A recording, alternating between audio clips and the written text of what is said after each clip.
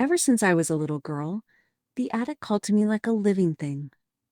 My grandmother's house sat at the end of Maple Lane, its paint weathered gray, and its roof bowed under decades of rain. Inside, the air always smelled faintly of mothballs and old paper. Every summer, I'd clamber up the narrow staircase, its banister worn smooth by generations of curious hands, and push open the attic door.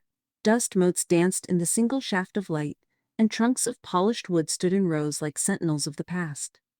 My grandmother would remind me with a gentle smile never to open the iron-bound chest in the corner, but that only made me want to do it more. The chest was ancient, its surface etched with curling symbols I couldn't decipher.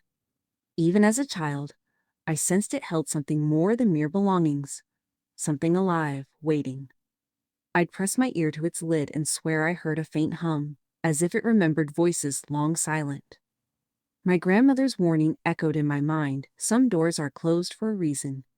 But curiosity, a fierce flame, would draw me back within days. When I turned 20, my grandmother passed away, and the house fell into a deafening silence. I inherited her estate, the faded furniture, the overgrown garden, and, most importantly, that attic. The first night I slept under the steep rafters, I awoke to scratching overhead.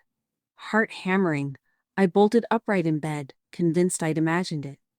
When I climbed the stairs, moonlight spilled from the dusty window and illuminated every trunk, except the chest.